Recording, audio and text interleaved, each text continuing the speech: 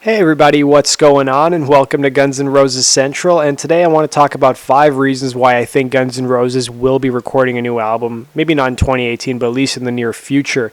So number 1, there's been countless interviews with Richard Fortus over the past year where he's talked about the possibility of recording a new album. Now he's said that they haven't been in the studio, but during rehearsal they're recording a lot of ideas, and they're really excited to see what happens after that. So during an interview that Richard Fortus did with the Stage Left podcast earlier this year, he was asked if he thinks a new GNR album will happen. He said, yeah, I do. It's sort of too good not to happen at this point, and that's how I feel about it. He said the band is really a force right now, and I really hope that we do. And I think we're all sort of counting on it, and we're also planning on it as well. Now, number 2, Miles Kennedy recently did an interview with Eddie Trunk where he revealed that there's no plans to do another album with Slash and the Conspirators, at least in 2018, and 2019 is going to be spent working on Alter Bridge. So 2018, Miles has his solo album, Year of the Tiger, coming out, and he said he's going to be promoting that pretty much the whole year, and it's left a lot of people scratching their heads because they just assume Slash will go record another album with Miles, and this gives Guns N' Roses, about 6 to 7 months where they can just get together and work on songs and material. So there's number 2 for why I think Guns N' Roses could potentially write a new album, at least start writing a new album early 2018. Number 3, this was something that was reported on the MyGNR forums. So apparently before the Guns N' Roses reunion happened, Axl was working on new music in 2014 and 2015. In fact, he spent a lot of time in the studios, and a lot of people want to believe that it's just Axl when it comes to music not coming out, but other egos play a factor according to the post. I'm sure Ron and the others who left are nice people in their own way, but many have their own issues when it comes to working with others. So this post was made by Downsy, who's I think one of the moderators or one of the people who's familiar with GNR and the camp. Now, once some of the members of Guns N' Roses, like DJ Ashba and Bumblefoot, left, Axl's plan to release new material ended up falling through, and then of course the reunion happened. And even Axl said in the Chinese Exchange interview that he's shown Duff and Slash new material he's working on, and they showed an interest in it. And even though I think he's kind of a tool, Eddie Trunk did have a good point about a band playing, on tour and then coming back to the same cities over and over again. It becomes harder to actually sell out the same kind of venues, especially if you're playing stadiums, unless you have new material out. Here's the snippet from a show. And as I was saying earlier on my volume show today, when it comes to Guns N' Roses, the real question now is what happens in 2018. Because this year, 2017, is done. They're booked. They have dates through November announced. So they're done. I mean, done in the sense that this year is done. They're locked in. They're scheduled. We all know what's happening for this year. What happens in 18? Because no matter how big a tour or a band is, eventually it starts to wind down a little bit, meaning you eventually go from stadiums to arenas, which we're seeing on the next leg of the Guns tour. These tickets are extremely expensive. Many have pointed that out to me.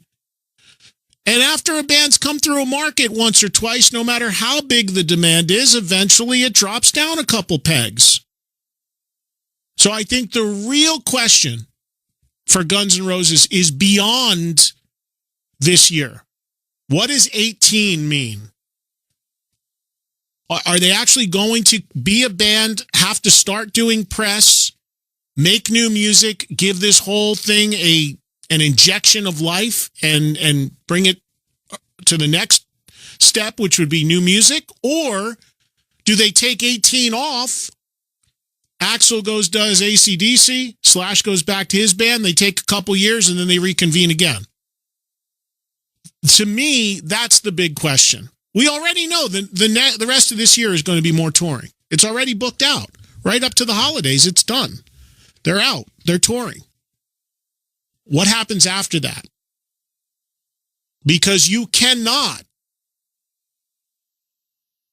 keep pulling, I don't care what band you are, after a certain point of coming through a market 2-3 times at a $150 to $300 ticket, eventually that's going to wind down if you don't do things that normal bands do to keep interest. And for Guns N' Roses, the big card they would have to play to create a whole nother interest level would be making new music, and doing press.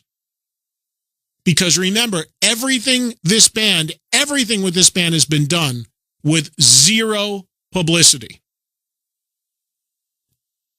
So should they decide to start doing radio, TV, magazine interviews, that's a whole nother layer that we haven't gotten into of exposure. But they don't need to. When you're selling out, you don't need to do promotion. And they've got nothing new to sell beyond tickets, and those are selling.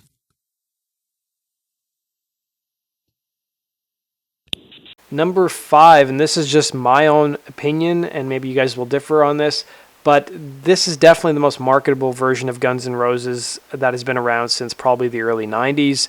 And I think the record company, if they're still involved in the picture, which I believe they are, is probably more interested in seeing this version of the lineup release an album than, say, the version that Axl was playing with from 2008 to 2014. And I think there's probably a little more interest. I mean, maybe they could sell 300,000 copies in the first week of sales if they were to release a new album, and probably sell a couple million albums. But I think that there's a strong possibility that we'll at least start hearing new music, or at least seeing new music, maybe within the next couple of years. But I've also heard some information from people close to the band that there will definitely not be any music in the future.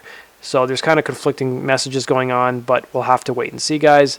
That does it for this video. Let me know your thoughts down below. And as always, guys, be sure to hit the like button if you enjoyed this video, and be sure to subscribe if you love Guns N' Roses and want to stay up to date on the latest GNR news. And go visit me at gnrcentral.com for your daily GNR news.